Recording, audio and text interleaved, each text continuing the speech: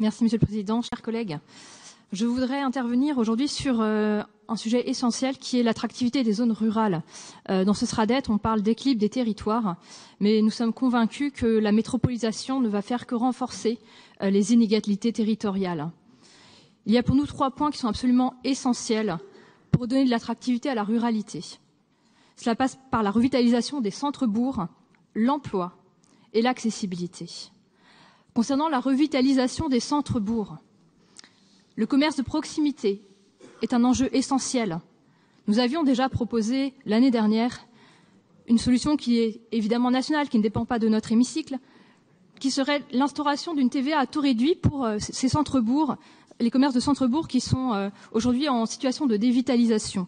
Cela permettrait non seulement aux consommateurs, aux habitants de la ruralité de retrouver du pouvoir d'achat, de consommer du local et donc des produits de qualité, de retrouver du lien social qui fait tellement défaut aujourd'hui dans notre société sclérosée par l'individualisme. Et cela permettrait aux commerçants de retrouver de la compétitivité par rapport aux centres urbains. Il y a également la préservation des services publics dans nos communes rurales. Les écoles, puisque quand il n'y a plus d'écoles, les familles ne viennent plus s'installer. L'offre de soins, qui est évidemment essentielle et indispensable, avec des médecins qui soient présents dans les maisons pluridisciplinaires de santé. Pour cela, je pense qu'il y a vraiment un volontarisme de la région à mettre en place. Nous devons faire du lobbying dans les facs de médecine pour vanter tous les atouts de notre région qui, je crois, vraiment a un déficit de notoriété. Elle n'est pas suffisamment identifiée comme une région qui a une vraie qualité de vie à proximité de Paris. Nous devons vraiment vanter ses mérites. Il faut évidemment veiller à ce que les hôpitaux, que les maternités soient à une distance raisonnable de la ruralité, c'est-à-dire entre 20 et 30 minutes maximum. Au-delà de cela, on est vraiment dans des territoires qui sont pénalisés. Cela passe également par la préservation du patrimoine, puisque nos communes rurales, notamment dans notre région, ont toutes vraiment du caractère et il faut les préserver, au même titre que les paysages naturels qui, effectivement, nous parlions tout à l'heure de l'engrillagement de la Sologne, qui dénature justement cette beauté des paysages. Concernant l'emploi, j'avais également proposé il y a un an la mise en place, l'expérimentation de centres de télétravail high-tech dans les zones rurales. Je pense qu'aujourd'hui, c'est vraiment quelque chose qui est à développer. Si nous ne pouvons pas attirer les grands groupes, nous devons attirer leurs salariés qui aujourd'hui aspirent à un cadre de vie beaucoup plus agréable que la région parisienne. Nous ne sommes pas loin de Paris. Cela permettrait quand même à ces salariés de pouvoir, de manière occasionnelle, rejoindre leur centre, le centre névralgique des grands groupes, mais de pouvoir travailler localement. Nous devons également développer tout ce qui est emploi délocalisable.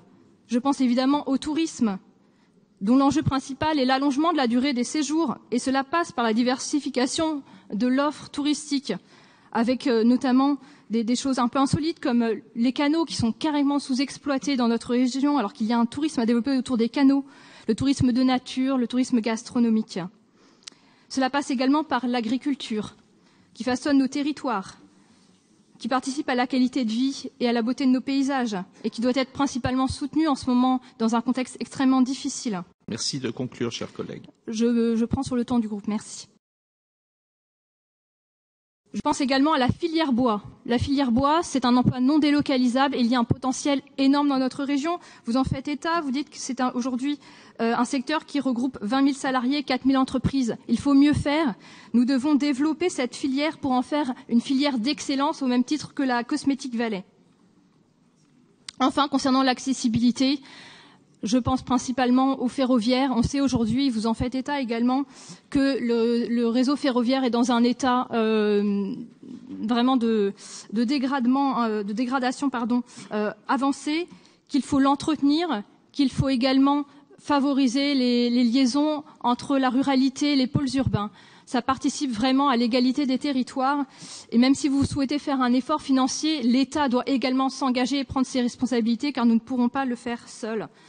Pour conclure, voilà, je voudrais vraiment appeler la région à faire preuve de volontarisme, à aller plus loin que ce simple schéma pour que vraiment nous puissions redynamiser la ruralité dans nos territoires. Je vous remercie.